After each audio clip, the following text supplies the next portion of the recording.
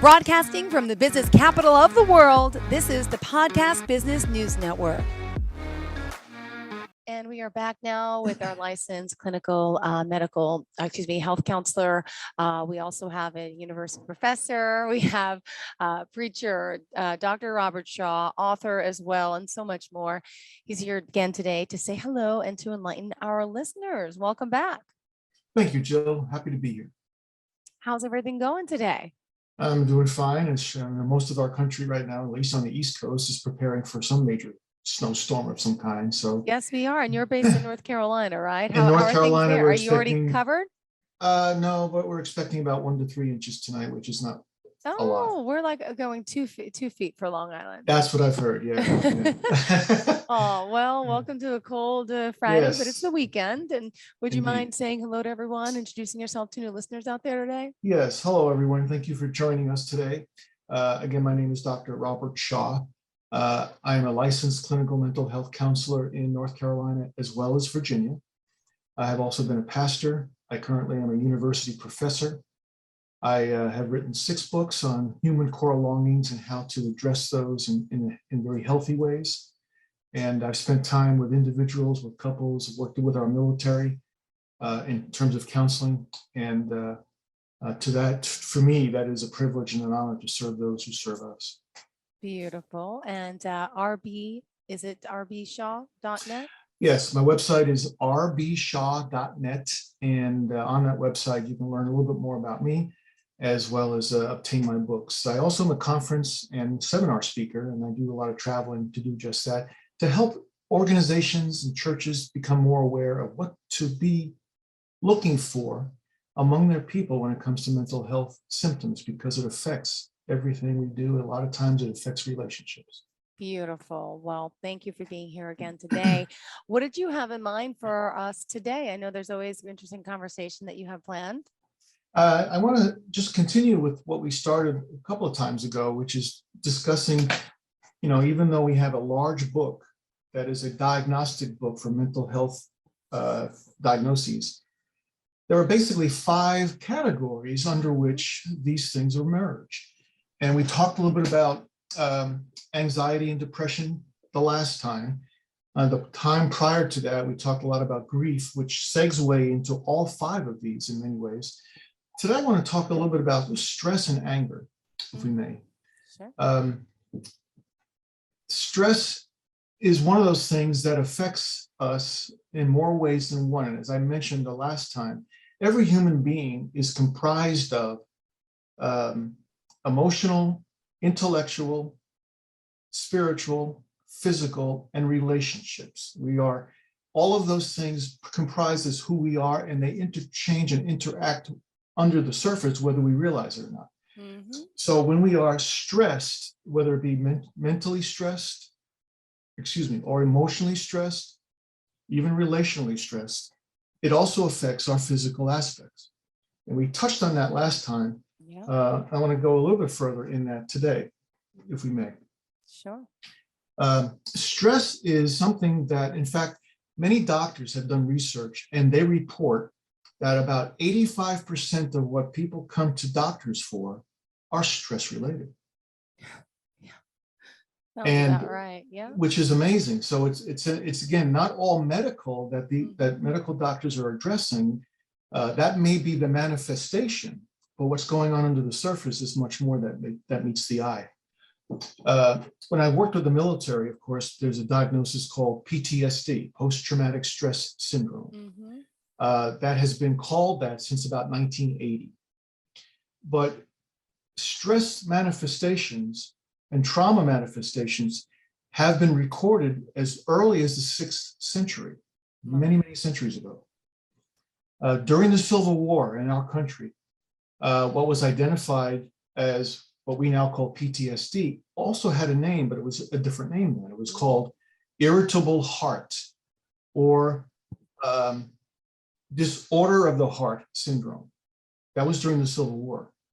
During World War I, it was typically called shell shock. Yep. During World War II, it was typically called battle fatigue, although both of those terms were used during those times. and it's not just related to combat veterans in the military, because post-traumatic stress syndrome, while it does indeed affect combat veterans, affects the population, the general population as well, just maybe in some different ways, which we don't have too much time to get into. But post-traumatic stress syndrome is a condition in which the trauma that takes place in our lives overcomes our normal abilities to deal with it and to cope with it.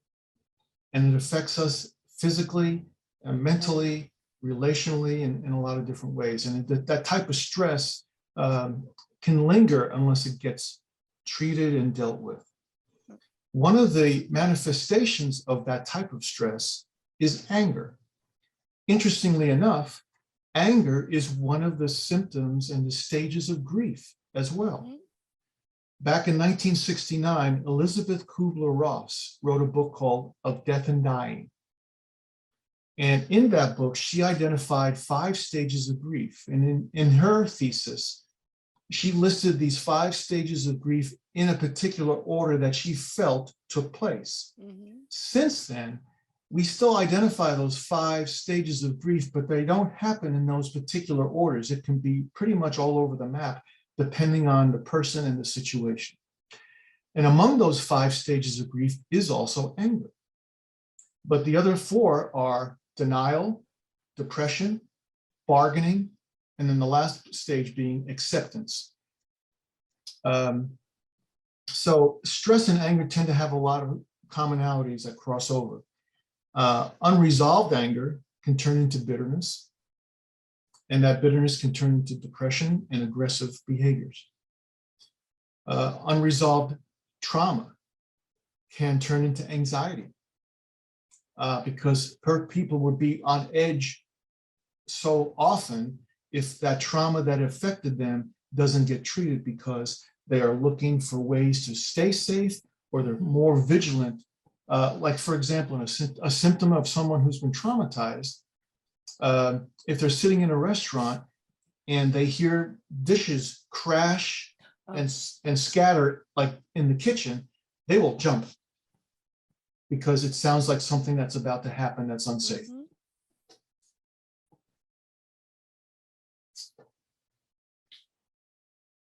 We have in our brain, I mentioned this, I think last time, there's been studies on the brain, the human brain, over the last 30 or 40 years that have been very fascinating. There's an area of our brain called the limbic system, which is the center of our emotions. In that limbic system, there's a little tiny piece called the amygdala. And to try to put it in layman's terms, the amygdala is like the traffic cop. If you can picture a traffic cop standing in a major intersection directing traffic, the amygdala is a lot like a traffic cop in our brain. It takes in our emotions and it tries to distribute them to the place they need to go. If, however, we are overrun by emotion because of trauma or because of stress, that amygdala, or I should say the limbic system, what takes in our emotions, develops what's called neural pathways, a pathway of getting from the center of our emotions to another part of our brain. What is supposed to happen is it's supposed to go to the prefrontal cortex, which is where our rational thinking and our decision-making skills come from. When we are overstressed and traumatized, that pathway doesn't get used. It doesn't go to the prefrontal cortex. The amygdala develops a new pathway that sends it to other emotionally recentered areas of the brain. So therefore, we wind up staying in emotion and not processing it through rational and decision-making abilities. If that makes sense, I hope it does.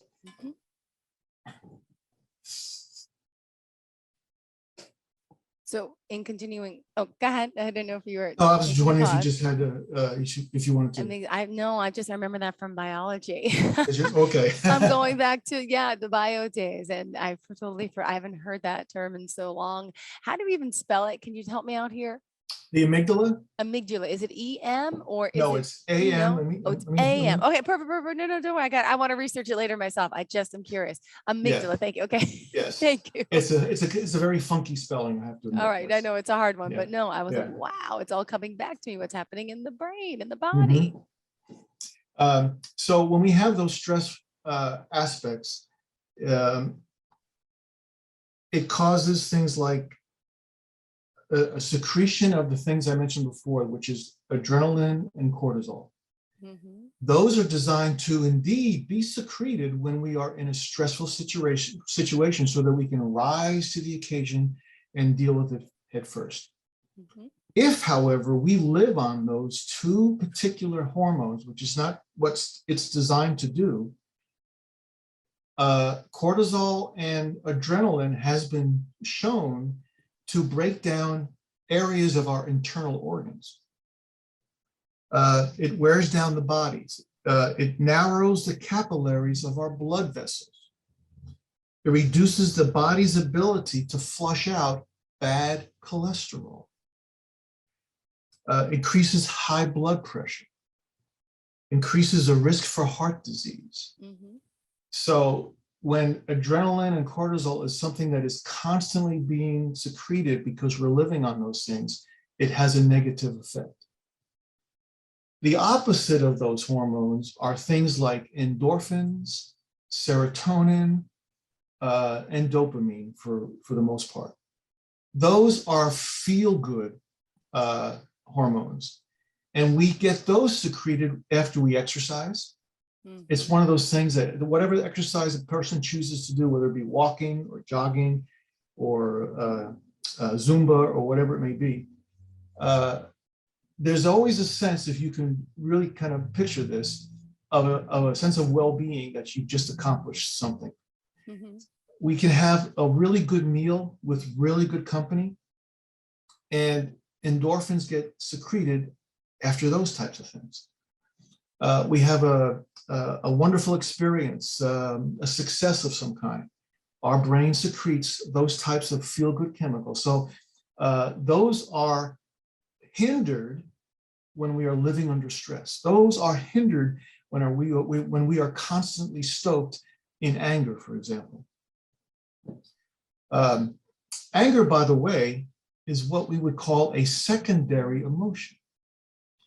Because when anger is expressed, it's always because of something underneath it, something more Underlying prominent. condition. Okay. Mhm. Yeah, sort of like when we feel hurt, when we feel fear, when we feel threatened, those are more primary. And we don't have much to do about it. We can't, if we feel trapped or hindered by having the ability to do something about those primary emotions, Mhm. anger kicks in because it turns out to be a secondary emotion. One of the things that is so common today, Jill, in our society is that we don't know how to deal with not just grief, but anger. Anger always has to have a place to go. Mhm. And it shows up in passive aggressive ways, which means we kind of keep it in, but we'll try to manipulate our situation. We'll talk a lot with sarcasm. Sarcasm can be funny. A lot of comedians really use sarcasm in their routines. However, sarcasm can also be a backdoor insult. True. Yeah. For example, if the sarcastic, bitter parent says to their kid, "Boy, you cleaned your room, finally." Okay, that first part may have been an affirmation, but you add a little piece to the end of that, which is sarcastic, and it wipes out the entire affirming possibility. True. Down here in the South, I had to get used to some of the colloquialisms that I didn't know up in New Jersey and New York. Totally different things. So as one example, I heard somebody once say when I first moved down here, boy, he's such a jerk, bless his heart. And I'm thinking to myself, because I'm coming from New York and New Jersey, I'm thinking, make up your mind. You want to bless his heart or you want to call him an insult? Yeah. Uh-huh. You know, so those types of things can be maybe a way to lessen the blow, but But it's at the same still time, it's still insulting. exactly, And yes. hurtful. Yeah. Uh-huh. So sarcasm can be a passive way to express anger, but then there's also very aggressive ways to express anger. Road rage is something that we have to deal with oftentimes, and that's growing on a larger basis. Um, you know, we have things that we have to control. Anger is one of them. And there are three major concepts that I want to touch on because these are so common in our lives today. We either deal with assumptions, perceptions, or intentions. Okay. Assumptions are things we decide upon strictly based on emotion and emotion only. So when that amygdala is trying to direct the traffic of incoming stimuli, if it's a negative emotion and it doesn't go to our prefrontal cortex for us to think through it, to rationalize it, to come to better decision, it has an automatic pathway to go to another area of our emotional brain. When that happens, we make assumptions based only on emotion. And almost always, they're very inaccurate. Yeah. Perceptions are the eyes of assumptions. Once we make an assumption, we see things as a perception in those terms. When we get used to making assumptions, we also get used to making perceptions based upon those emotions. Now, intentions are a little bit more diabolical. Intentions are what a person really is motivated to do from their heart. That can be misread absolutely completely if all we're doing is living by assumptions. How this works with couples, for example. You know, we talked about communication being one of the major issues that couples have. One of the reasons that is a major issue is because we underestimate or we misinterpret each other's intentions. So when a couple comes to counseling, or you happen to be in a relationship where you may hear from your spouse or from your significant other, you always do this. Well, it's never always and it's never, never, first of all. Yeah. But that's an assumption, number one. They're also seeing it through the assumptions of perception, because if they're saying it's always been that way, that's what they're always seeing. But then they go a little deeper and say, you always do that, and you always want to hurt me. Now you're touching on what they are intending to do. So I challenge that so often, and I say, do you really think that your spouse wants to hurt you? Do you really believe that?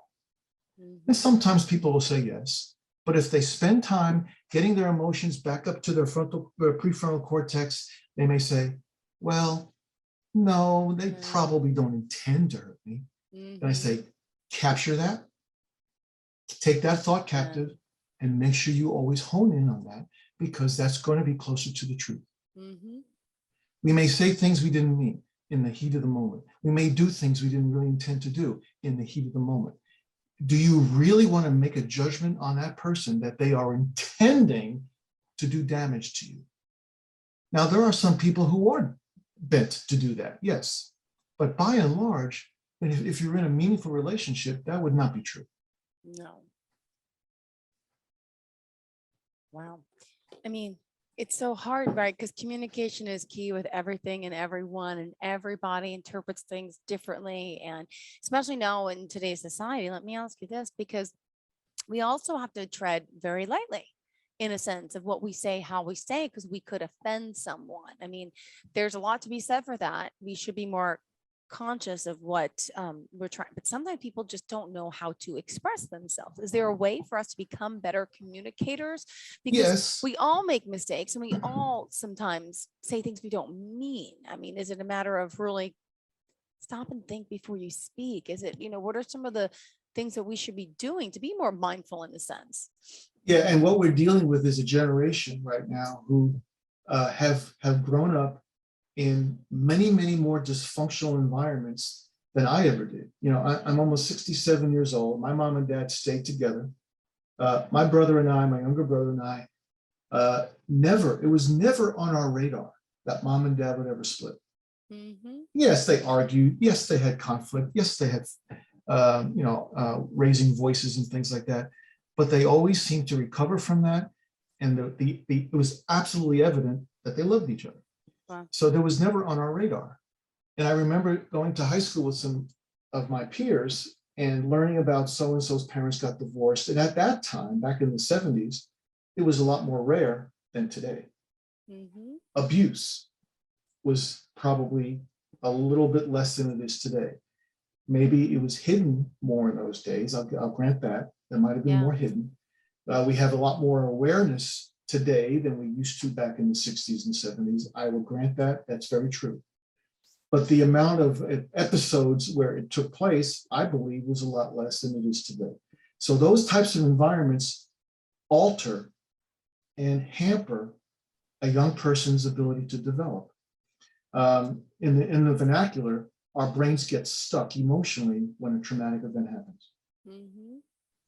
And when we're stuck in that traumatic event, when we're stuck in those types of environments, our ability to have that neural pathway from our amygdala to the area of our brain that we can think it through Mm-hmm. no longer exists, or is at least very hindered.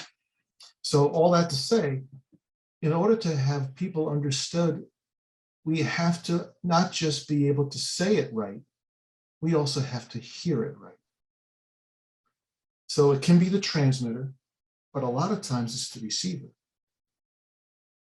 Again, we get back to the assumptions. A lot of times we make an assumption that they are intending to make it bad for us, that they are looking to always hurt us. And we're looking for things behind the bush that's just not there. So it may not be the transmitter that's doing the harm. It may be the receiver who's looking always that they're going to be harmed. They're making that assumption. Got it. All right. Interesting. Because for those new listeners that are just tuning in, let's just point out Dr. Robert Shah is joining us, and it's rbshaw.net. If you're listening, if you have any questions, you can reach out to him directly as a pastor, university professor, licensed and mental health counselor, and speaker, and so much more. Always in the know. Hence, he has 6 books, and he's acquired a lot of knowledge, full of a lot of knowledge, all the above, but he's here sharing with us, and we're glad to have him back. So again, rbshaw.net. We still have 5 minutes left in the show. It's amazing how fast our time goes, Joe. I know. I'm sorry. You're very kind to say all those things, but I just want to emphasize that I'm still learning, and I'm fascinated by what I learn. I'm fascinated by what my passion is developed into. I still am inspired by and learn from the clients I spend time with. Sometimes I get to know what's best for them by hearing them. Yeah. Sometimes we brainstorm and we talk about it together, and we partner together with the goals that they may have. I may have been trained, and maybe in some people's circles and minds, I may be an expert, but by no means do I ever stop learning. And by no means do I ever stop being inspired. I mean, just as a licensed clinician, most folks who are licensed always have to complete continuing education credits in order to keep our license current. So I'm always going to classes and other types of seminars just to add to the knowledge and to the techniques and to the approaches that just adds to understanding. So we never stop learning. If we ever believe that we've stopped learning, that's not a good place to be. Something's clearly not right. Yeah. We need to, stay positive in a society the way it is today. Could I just ask your personal thoughts? There's a lot going Sure. on, if you don't mind sharing, but obviously with the pandemic and the situation of being masked, not masked, unvaccinated, I mean, in your mind and your knowledge, is this going to end any sooner? It's been a hard time for, my to drop my kid off at school this morning, and the Uh, one mother's fighting with the teacher because she won't put the mask on the child, but by law, she can't go into school then. And it's like one of the biggest things that are affecting our society today and mentally. And how is that affecting our children and us as it human is. beings by being masked all the time? I mean, It is. And I mean, we're touching on we're touching on a hydrogen bomb by talking about this. mhm, And there's to address it would take a lot of time, and there's a lot of different, basically there's two polars going on. uh-huh, There's the pro-vaccination and the anti-vaccination. There's the pro-masks and the anti-masks. We follow the science, where you have some doctors saying this is what science says, and we have other people saying this is what science says. yep, So what it's basically done, and I fall on a particular side of this whole thing, but what it's basically done is separate us. It puts us in two different camps. And when that happens, it affects our ability to work with one another. It affects our ability to communicate with one another. It affects our ability to live with one another in our own homes, perhaps, and among our own families. I mean, I cannot tell you how many times I've heard from people within their own families that have this debate, and it doesn't stay as a debate. It becomes very volatile, very emotional. mhm, About what side we should listen to and what way we should go, and what's behind this whole thing. So it has had an effect of separating us. So that pandemic is more than just a physical aspect. It's really done a lot towards relationships and emotional. huh. And how is that going to affect our youth? I guess we won't know the outcome until years from now, right? May The not. Yeah, I mean, isolation and desocialization in a sense. And it's just something that's been on my mind. And it's like parents and children, it's going to come out the next few years, how this has affected us yeah, and we are personal created contact. for relationships. We are Mhm. created to be with other people. I mean, even when God created Adam, he says it's not good for man or No. mankind to be alone. Mm-hmm. It's just not good for that. Yep.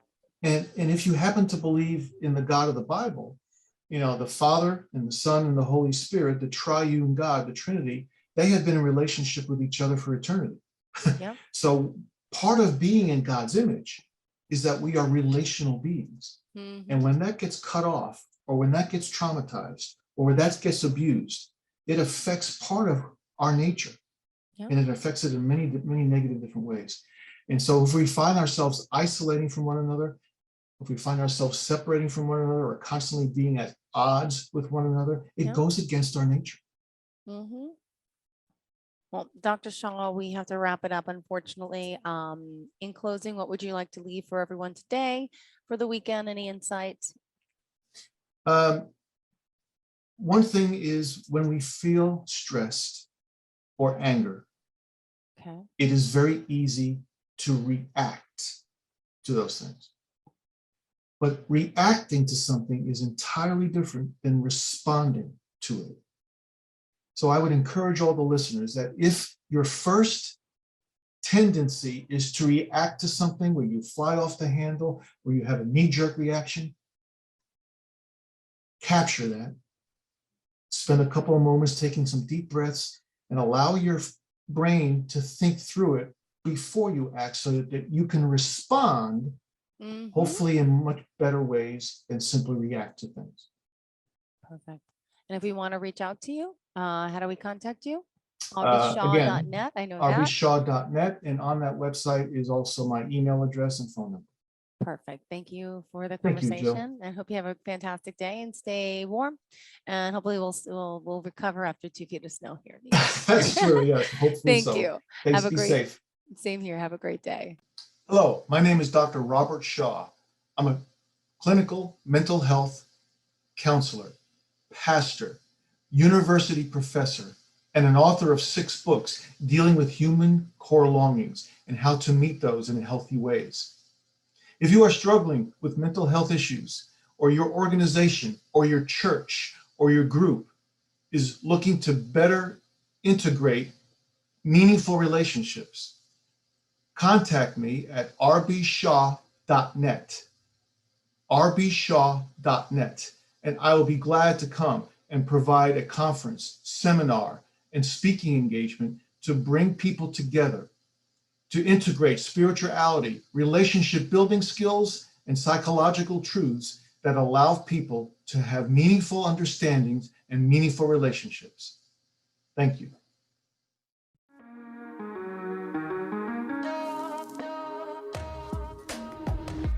Broadcasting from the business capital of the world, this is the Podcast Business News Network.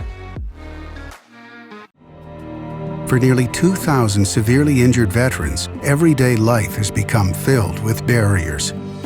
Day-to-day simple tasks can become pretty daunting. I have to carry my chair up 2 flights of steps or have somebody do it for me.